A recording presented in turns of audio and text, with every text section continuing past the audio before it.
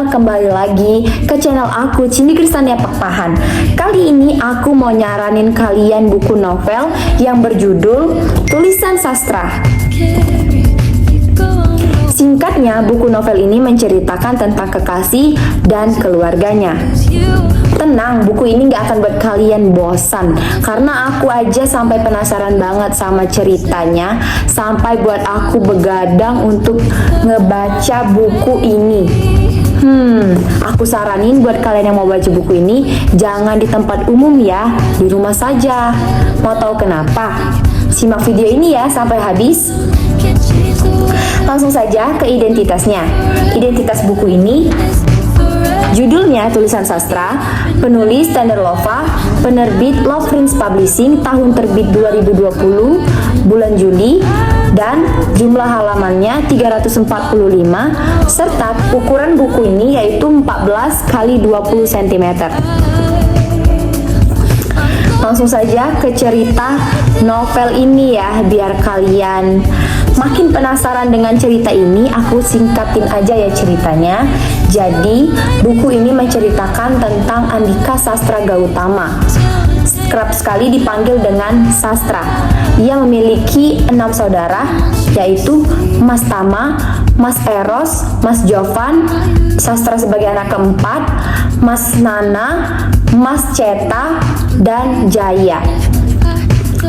Ia tinggal di rumah sederhana bersama bapak dan mamanya.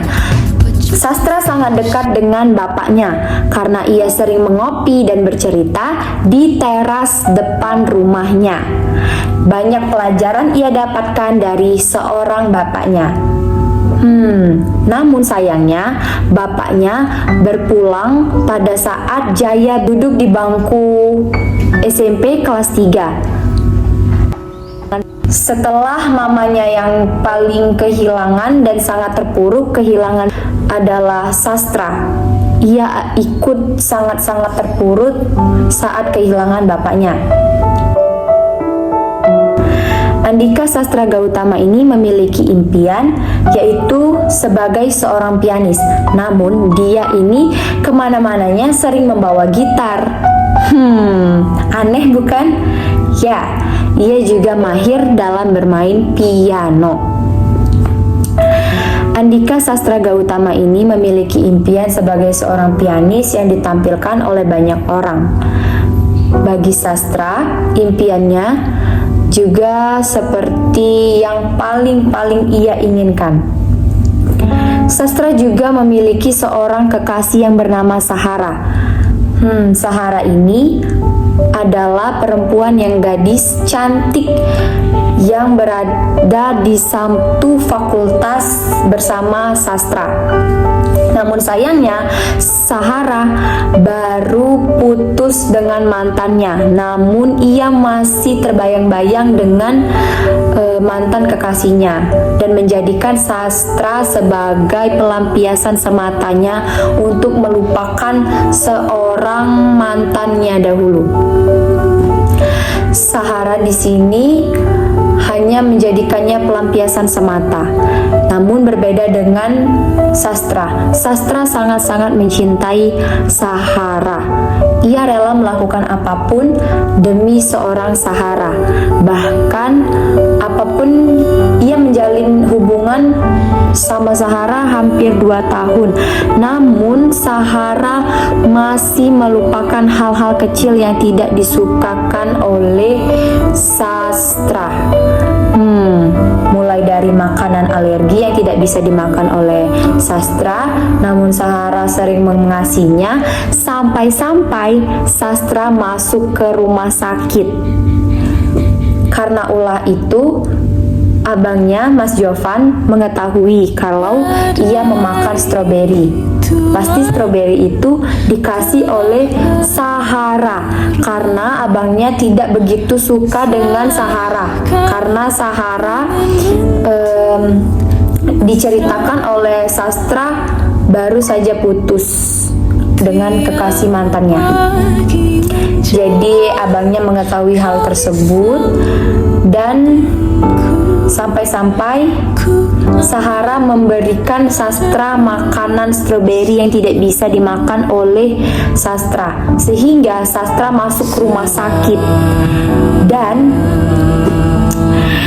saat itu pulang dari rumah sakit, abangnya Mas Jovan itu mengajaknya mampir ke rumah makan di pinggir jalan membeli nasi goreng. Namun saat itu Sastra tetap berada dalam mobil karena ia masih sakit. Ia melihat Sahara bersama mantan kekasihnya. Kalau dipikir-pikir, kalau kita pasti akan langsung putusin gak sih? Namun berbeda dengan Sastra. Ia sangat mencintai Sahara. Dan Sastra tetap memaafkan perlakuan yang dilakukan oleh Sahara, walaupun Sahara menipunya saat itu bahwa ia sedang berada di rumah.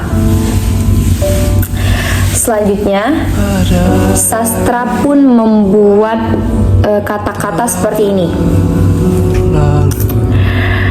Impiannya seperti tangga nada, sedangkan keluarganya seperti garis nada.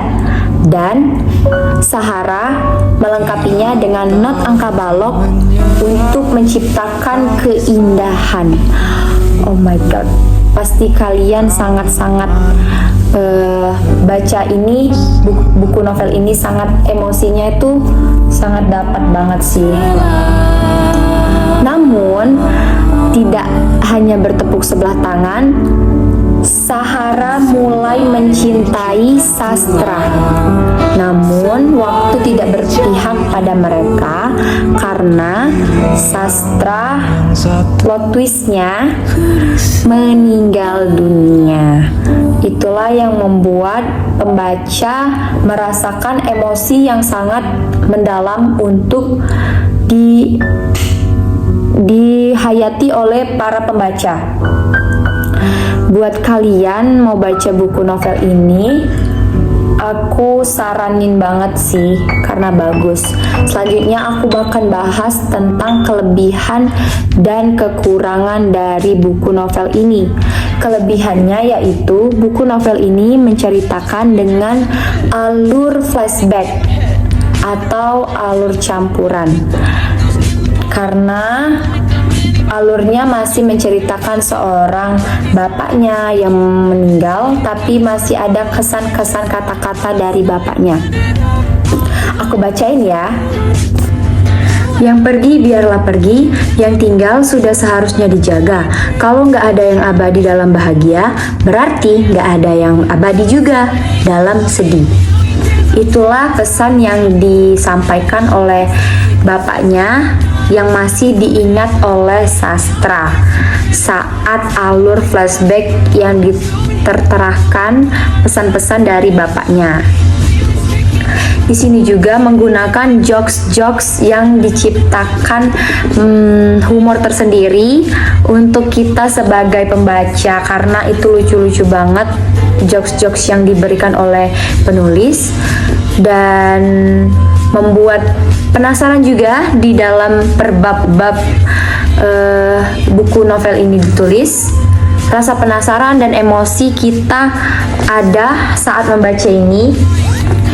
Pesannya juga banyak bagi kalian yang membutuhkan motivasi dan dorongan. Dari buku ini banyak banget pelajarannya.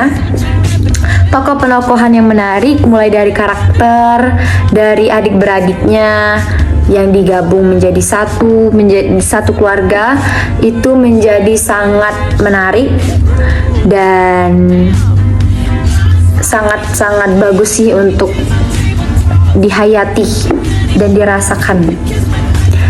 Lalu untuk dialog yang digunakan itu bahasa remaja zaman sekarang.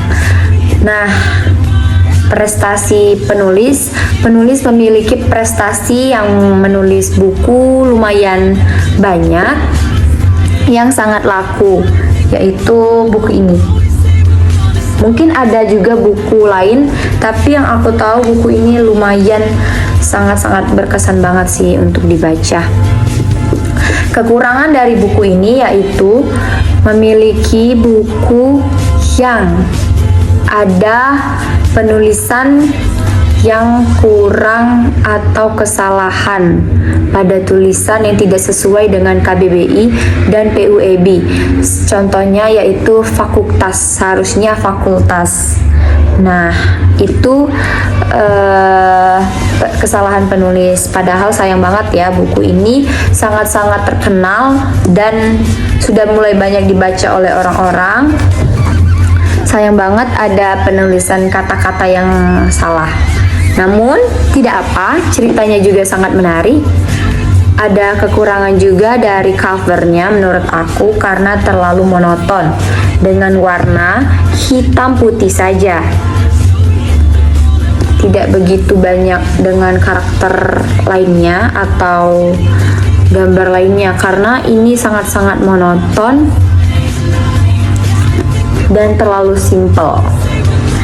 Kesimpulan dari buku tulisan sastra novel ini yaitu endingnya yang sangat menyedihkan karena peran utamanya telah meninggal dunia dan Sahara menjadi seorang yang sangat-sangat menyesal karena telah menyia-nyiakan seorang sastra kekasihnya dan ia sangat-sangat menyesal karena telah terlambat mencintai seorang sastra yang mencintainya dengan tulus dan romantis dengan baik dan membuat penonton itu derai air mata banget baca buku ini. Wajib banget sih buat kalian, aku rekomendasiin untuk baca buku novel ini karena alurnya begitu bagus banget dan selamat terhanyut dalam cerita sastra Sahara dan keluarganya. Terima kasih untuk yang sudah nonton reading vlog kali ini. Sebagai pertimbangan kalian untuk baca buku ini, karena pasti kalian bingung kan, maju mundur mau baca atau enggak. Jadi aku saranin baca sih, karena bagus banget. Dan buku ini juga buat kalian yang suka romansa percintaan, wajib sih baca buku ini. Dan aku minta maaf apabila ada salah kata dalam mengopinikan buku ini, karena ini hanya pendapat pandangan aku pribadi. Jadi saya Cindy Kristania Papahan pamit undur diri karena waktu sudah habis. Terima kasih, dadah. Pada akhirnya, hadiah terbesar yang diberikan oleh waktu adalah kenangan bahwa kita pernah saling menyayangi. Itu sebabnya, tepiskan malumu dan berikan pengakuan cinta pada orang yang kamu cintai sebelum terlambat.